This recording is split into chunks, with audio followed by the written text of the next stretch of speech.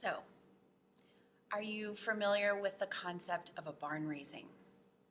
Maybe you've seen it in the movies, especially made famous in the movie Witness.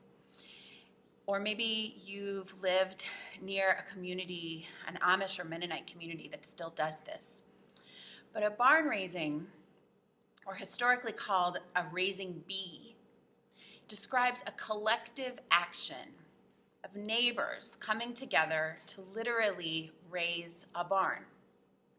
This practice of years past was a community event that was not to be missed. And according to Wikipedia, men worked, women supported and fed, and children played. Now, I'd like to envision a more genderful and gender-inclusive image of a barn raising where whatever your gender, your age, you could participate as you saw fit and as your talents and gifts called you forward. But that was the tradition of the time. It's a lost art today for the most part, again, with the exception of the Amish and the Mennonite communities.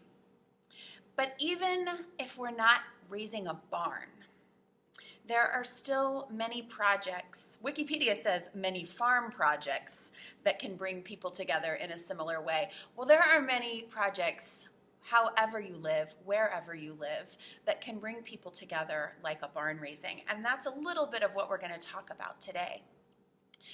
Because of this long year plus of pandemic living, pandemic isolation for many of us, the idea of bringing everyone together to do something, to build something, a big crowd, might produce a little bit of anxiety. It might be hard to even imagine. Even for those of us who are the most extroverted and community-minded, it's been a long time since we did anything even like a metaphorical barn raising.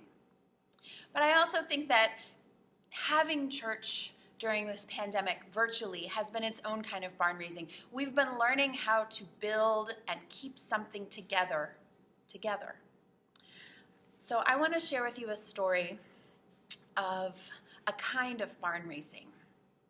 It comes from Sheila O'Malley, a writer on Twitter. Her handle on Twitter is @SheilaKathleen. Sheila writes, "The year after my dad died was so bad, I don't remember 90% of it. I moved to a new apartment and was unable to unpack. For months, I was ashamed I couldn't unpack. How can you be unable to unpack?" she writes. She says her good friend David, that she had known since high school, knew she was struggling, and he felt helpless about it. He would say, "You are loved, we need you." And Sheila says, "I would think, doesn't matter, but thanks." So David took a risk. It could have ended badly, Sheila says. She could have lashed out. She could have been really offended. But David sent an email to a group of local friends without telling Sheila and said this: "Sheila is struggling. She needs our help. Let's all go over there and unpack her apartment for her. Bring food. Let's make it fun." I get a little choked up reading that because I can imagine any of us needing to do that for each other. And I know people in this pandemic in particular whose depression and anxiety and health, mental and physical, have stopped them from taking care of themselves in the way that they want to. And we have needed to find ways to help, even with masks and with COVID and all of this. So this ask, let's go unpack for her, bring food, let's make it fun. This did come before the pandemic, so that's not a factor here, but it's still very moving to me just to read that. And I like that, bring food, let's make it fun. Sheila writes, "At the end of the night, I looked at my friend's husband, a quiet, taciturn guy who drives a tugboat on the Hudson. Practical man of few words. I just looked at him, speechless, not knowing how to say thank you, especially to this tough guy," she says. And he looked at her, saw that look and understood. what was behind it, she says. And he said, "Listen, baby, what we did today was a barn raising." It was. They swept, but music was playing. They laughed. Now Sheila has not just a home, not just that weight off her shoulders, that shame lifted, but she has great memories, tangible expressions of love to go with it. Laughter, friends, food. Baby, what we did today was a barn raising. I want you to put that story in your spiritual toolkit and remember it. Remember all the roles that were involved in making that story possible. For Sheila, even though she was ashamed to have at least somehow indicated to David how much she was struggling, and for David to take the risk, and for those friends to come over, and for that tugboat guy to not need a lot of words to say, "We love you," in his own way. At this time in our lives, in the lives of being Unitarian Universalists in community, still gathering virtually much of the time, but getting vaccines and weighing how we move in this new world, we need to ask ourselves how we can do these acts of love, these barn raisings, safely, with great care for each other. And we do this knowing that mental illness, mental health, has really suffered for many of us in the pandemic. It has been so hard to be isolated, and it has exacerbated many of the challenges that people already faced. And some of them are so hard to name. People have been trapped in their homes, suffering abuse that they couldn't talk about, unable to get away from people who were abusing them in this time, struggling with addiction, with all the elements of life that were hard before, but in new ways. And so that has taken a toll for a long time. And the hope comes from you, from communities like this who have done the work to keep showing up for each other. And now, as we get more opportunities to go out, who are we going to check on? Whose homes are we going to bring more life to safely? Whose yards are going to be, maybe people need some yard cleanup. Maybe that can be the barn raising. Here in Texas this winter, we suffered awful, awful storms and power outages and have needed to help each other with the barn raising work of cleaning up that mess, helping each other find plumbers. People are still dealing with the devastation in our yard. So get creative. It's a spiritual call. It's a practice to figure out how we can show up for each other. So I want to talk about the challenges for mental health, and that we destigmatize those as a community, because that was a piece of Sheila's story. She was really struggling in an unusually deep way that she didn't normally struggle. And grief is a piece of that too. Our churches need to be places where we talk about mental health and mental illness, where we lift shame by naming things. And so one of the things that I want to do before I tell you some more stories and we talk about resources for mental health and community care, I want to share with you some of the elements of mental illness and mental health struggles that are present for me in my life, either personally or in my immediate circle of what I would consider family. Religion has added layers of shame of not being able to talk about things historically, especially around depression, which can lead to suicide, by saying to people that those who commit suicide are going to hell, or are committing a sin. So we as Unitarian Universalists need to look at the whole spectrum of mental health struggles and say no. Our faith tells us that you are loved no matter what. And so part of releasing that stigma is naming the things that we, as beloveds, as whole children of the holy, include in our lives. In my life, depression, anxiety, post-traumatic stress disorder and complex PTSD, alcoholism, eating disorders, suicide, and personality disorders. These are conditions that are known to me through my extended family, a family that I love, that I wouldn't trade for anything. We also know joy, peace, success, birth, rebirth, laughter, love. All of these things are a part of the human experience, and to act like some of them are not there, are not real, or make you less would be spiritual malpractice and is a lie. So whatever you're carrying, I want you to know that you are not alone.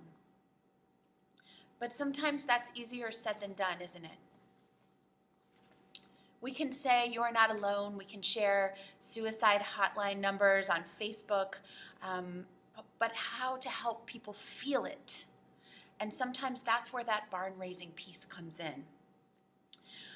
I read a book called Lincoln's Melancholy, and I usually like to hold up books when I'm leading church, but this one's on my Kindle. And so I hold up for you one of my joy practices, which is colorful things. My Kindle has a colorful case. But in here is the book Lincoln's Melancholy, and it talks about President Abraham Lincoln's depression and how deeply it affected him. And of course, no one is perfect, and certainly no president, but we remember President Lincoln for his significant role in the movement for civil rights and ending slavery, and had depression taken fully control of his whole life, what might be different? So I want to tell you a story from this book, Lincoln's Melancholy.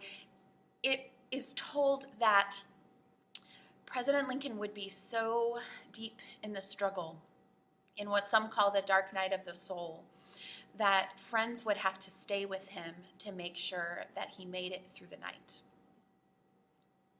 Have you been that friend for someone? Have you been there yourself? I love the psalm, "Weeping may endureth for the night, but joy cometh in the morning." Sometimes it's hard to feel that, though. And that's where your friends, your family who will just sit with you and hold your hand, or text with you, or talk to you on the phone, that's where those folks come in. A lot of it is letting people know that they're loved just the way they are. And there's nobody who did that better than Fred Rogers. Mr. Rogers was a community minister like myself, and a few years ago, the movie Won't You Be My Neighbor was out, and I hope you saw it, and I think I'm due to watch it again because it was so affirming. But his show was his community ministry, just like music is my community ministry, among other things. And in the show, they talk about the video. You may remember this song where Daniel Tiger, who is a puppet sort of embodiment of Fred Rogers, and Lady Aberlin have a sort of a song conversation about how deeply sad Daniel feels. And in the documentary, we learned from Fred Rogers' wife that in retirement, he was deeply depressed, losing his expression, his work, his expression of his call and his ministry. Retiring from that show took a very hard toll on him. And so I also want to say, for those of you who might be struggling with that later in life, or in retirement, or even in the isolation of pandemic, what is my purpose? Some of you know I lost my job as a director of the YMCA early in the pandemic due to COVID cutbacks. And so that grappling with purpose can really affect our mental health as well. And so This was something that even the cheery and lovely and wonderful Fred Rogers grappled with. And so in this song that Daniel Tiger and Lady Aberlin sing, which you can find on YouTube, Daniel Tiger says, "Often I wonder if I'm a mistake. I'm not supposed to be scared, am I? Sometimes I cry and sometimes I shake, wondering, isn't it true that the strong never break? I'm not like anyone else I know. I'm not like anyone else." Well, Lady Aberlin responds, "I think you're just fine as you are. I really must tell you, I do like the person you are becoming. You are my friend. Quiet or shaking or dreaming or breaking, there's no one mistaking. You are my best friend." Here's what's important about this sweet duet, and here's where this is a barn raising. Here's where this is about how we accompany each other through hard times of the spirit. This wonderful little duet does not solve everything. Lady Aberlin is not showing up to fix her friend. They sing and their voices weave together. Daniel Tiger continues to wonder if he's a mistake, and Lady Aberlin continues to say, "I love you and you are fine just as you are." It doesn't fix everything, but they're together. This is what we need. Communities that will accompany us through the hard times, who will believe even when we don't believe that joy is coming in the morning. Maybe someone who will send you a favorite song. Maybe someone who will send you endless cute cat videos or gifs, whatever it is that helps you in that moment. And one of the things that the Reverend Monica Coleman suggests for those dealing with depression is looking for funny things. I want to share with you before we go a little bit of her wisdom. She has a wonderful book called Not Alone, and it offers 40 days of devotions on depression. So there's Reverend Monica Coleman and her book to accompany us in a short amount of time. Very short chapters that can be read in a couple of minutes. When you're struggling, I don't always, in fact, I almost never have the energy when I'm struggling for something heavy and long. So just these short devotionals that give you questions to ponder and journal over. Questions like, who in your life can handle your truth? And what songs express how you feel? She describes depression as making her believe things that are factually untrue. She says it makes her believe that no one loves her. That's what Daniel Tiger was saying, that no one really knows her, that no one sees who she really is, and she becomes emotionally paralyzed. There is Sheila Kathleen, paralyzed about unpacking her apartment. She says she just becomes exhausted and lonely because it takes so much energy to show up in her work life or anywhere in life pretending that she isn't miserable.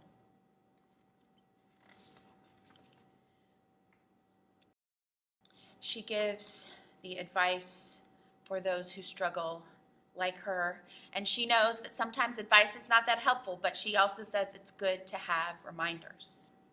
She says, practice hospitality. When you're running on empty, may someone open doors, cook a meal, pull a chair back, and share. When you have the energy to be the one to do that, do that. When you don't have the energy, at least open the door if you can. She says, practice acceptance. No one is unbreakable. You are already enough. You've already done enough. Will you say that with me? You are already enough. You've already done enough. One more time until you feel it.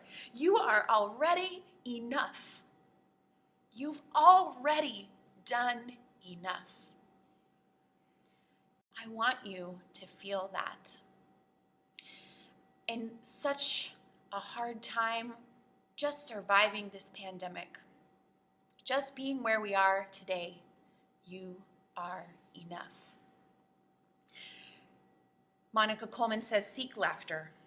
What can you do to laugh more? What makes you feel alive? My husband and son have been watching silly videos of animals ramming in to things with funny narrations behind it. And I know that sounds like a little silly thing, but we have been laughing. We've also watched the TV show Nailed It, where people try to cook and it doesn't go really well. So I would love to know, what are your sort of sources of laughter and joy? Monica Coleman says, remember who you are. She writes it down on a piece of paper. She writes, I am a teacher. I am a minister. I am a friend. I am living my grandparents' dreams. And she reads it when she needs it. I don't know if you can hear a plane flying over me, but if you can, apologies for that sound. And at the same time, the sounds of the world, just being here in the Wildflower Community Room, remind me that we have a big world to serve and that we are getting closer together, and we need you in it, all right? Coleman also talks about her physical practices, and as someone who served at the YMCA, I love this. She talks about cycling, restoring her humanity. She talks about baking and biking as spiritual disciplines in the context of her depression. What are your spiritual disciplines? I got a rescue dog this year, so walking him is one of mine now. It's also Zumba. But I love to know and let your community know, what are your spiritual disciplines right now? I invite you